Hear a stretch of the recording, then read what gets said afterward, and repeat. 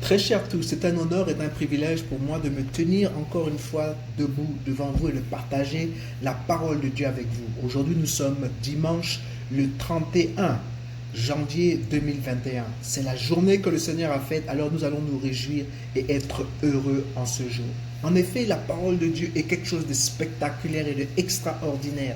Nous devons tous chercher à connaître davantage la parole de Dieu, à nous enraciner dans la parole de Dieu, à aimer la parole de Dieu, à laisser la parole de Dieu nous influencer afin de pouvoir vivre une vie victorieuse. Car c'est vrai, toutes choses qui ont été créées par la parole de Dieu. Il n'y a rien dans ce monde qui n'a été créé en dehors de la parole de Dieu. Nous devons être familiers avec la parole de Dieu. Nous devons connaître la parole de Dieu afin de pouvoir connaître Dieu.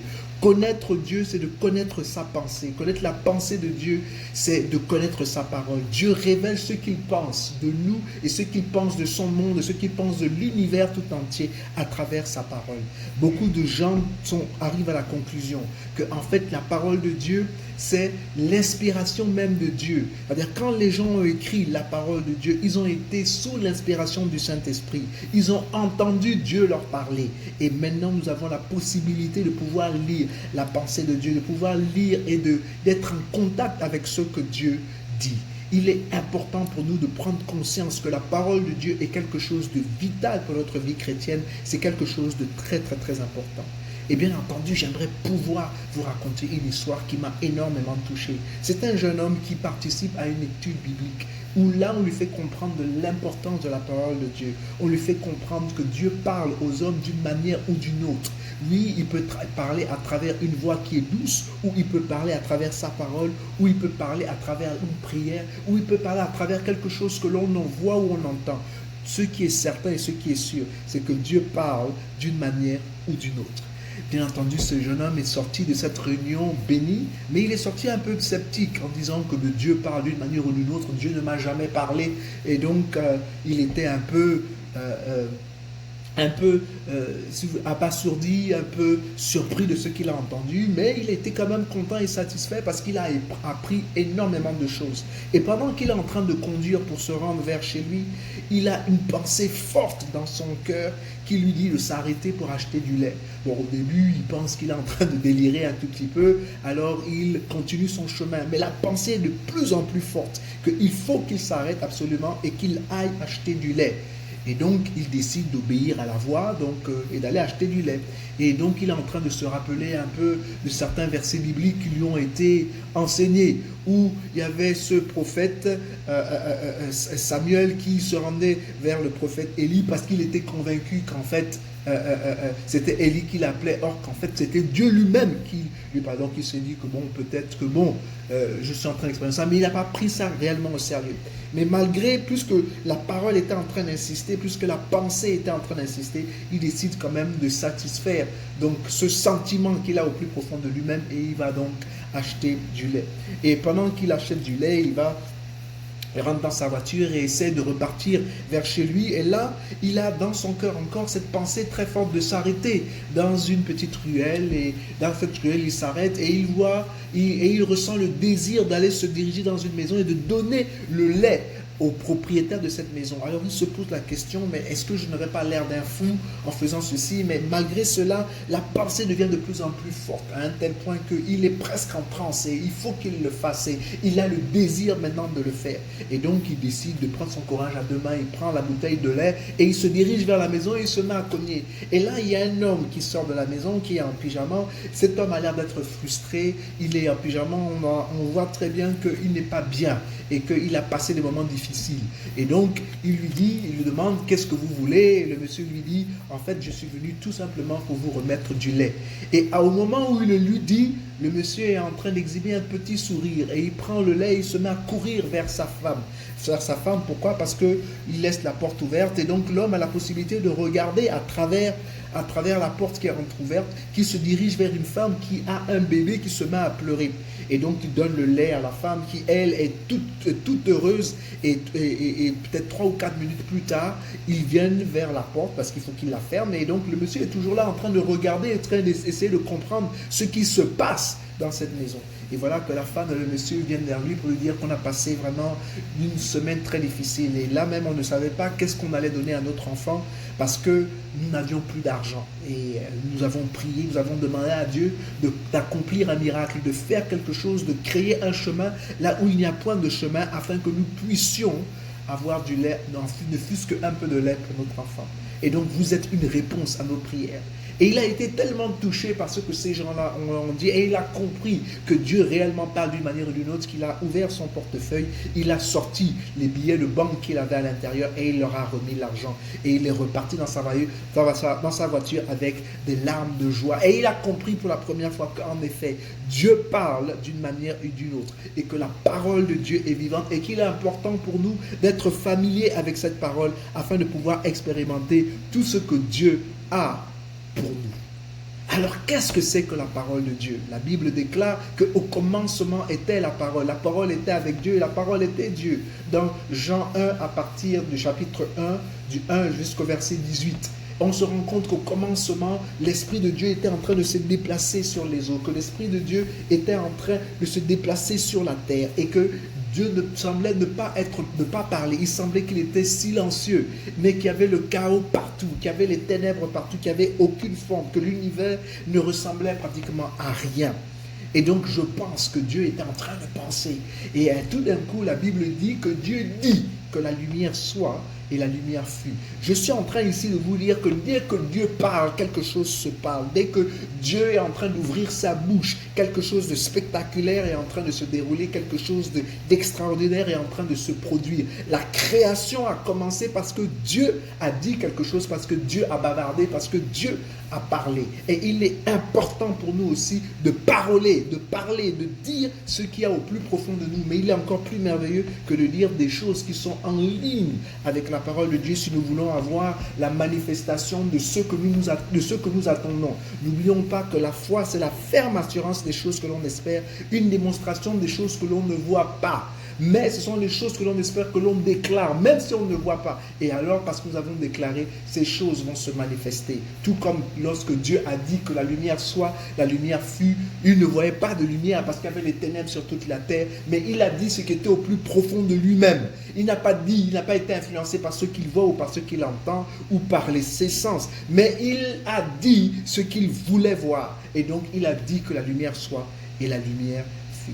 Et cela me fait penser aussi au réveil des années 80, où la parole de Dieu a été en contact avec des jeunes Gabonais qui se sont imprégnés de cette parole. Et je me rappelle très bien, parce que je suis un produit de ce réveil des années 80, où on était convaincus que nous pouvions changer le monde, parce que la parole de Dieu nous avait été prêchée, et parce que nous étudions la parole de Dieu, parce que nous ouvrons les Saintes Écritures, et parce que nous cherchons Dieu à travers sa parole de Dieu, à travers sa Bible, à travers la Bible. Nous étions curieux, nous voulons savoir qui était ce Créateur et pourquoi nous étions sur terre. Et donc, le fait que nous nous sommes rapprochés de Dieu, bien entendu, Dieu s'est rapproché de nous. Et je me rappelle, c'était les années les plus glorieuses de ma vie, où j'ai vu des choses spectaculaires, où j'ai vu des choses extraordinaires, j'ai vu Dieu faire de grandes choses. Et aujourd'hui, je suis convaincu qu'avec Dieu, je peux faire des grands exploits parce que je connais Dieu. Je suis convaincu que parce que je mets ma confiance en lui, je ne serai jamais déçu et que mes ennemis ne triompheront jamais sur moi. Parce que j'ai été en contact avec la parole de Dieu. Mais c'est quoi la parole de Dieu? Pourquoi la parole de Dieu est-elle importante pour nous aujourd'hui? Parce que toute chose qui a été créée par la parole. Il n'y a rien de ce qui a été créé qui n'a été créé sans la parole. Et qui est la parole? La parole, c'est Jésus. La Bible dit que la parole était Dieu. La parole est Dieu. Et la parole est devenue chair et a demeuré parmi les hommes. Les hommes l'ont rejetée. Mais la parole est là parmi nous. Et voilà pourquoi la Bible dit que celui qui a le Fils a la vie. Mais celui qui n'a pas le Fils est déjà condamné. En d'autres termes, ce que la Bible est en train de dire, c'est que si nous n'avons pas la parole de Dieu en nous, nous sommes déjà condamnés. Donc nous devons avoir la parole de Dieu. Nous devons être familiers avec la parole de Dieu. Pourquoi? Parce que lorsque Dieu a créé la nature, lorsqu'il a créé les arbres, lorsqu'il a créé les fleurs, lorsqu'il a créé tout ce qui pousse sur la terre, il s'est adressé à la terre. Voilà pourquoi les arbres trouvent leur essence dans la terre. Voilà pourquoi l'arbre peut fleurir lorsque la terre est riche, parce que Dieu a parlé à la terre. Lorsque Dieu a créé les étoiles, il s'est adressé aux cieux. Voilà pourquoi les étoiles brillent dans les cieux. Et lorsqu'il a créé l'homme, il s'est parlé à lui-même.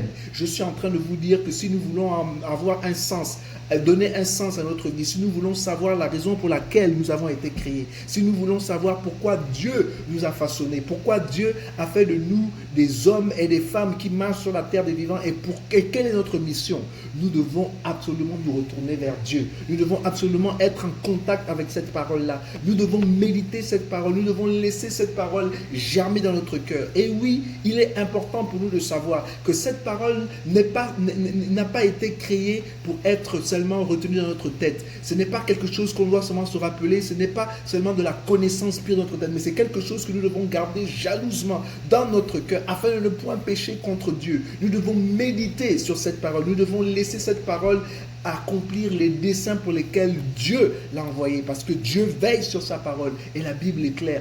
Tout dans ce monde passera, mais la parole de Dieu ne passera jamais. Et oui, la vie chrétienne n'est pas un terrain de jeu, c'est un champ de bataille spirituelle. Il est important de connaître ses armes et pour les connaître, il faut aller lire et méditer la parole de Dieu. Se plaindre que Dieu est silencieux dans des situations quand la Bible est fermée, c'est comme se plaindre de ne pas recevoir des messages quand on a le téléphone éteint.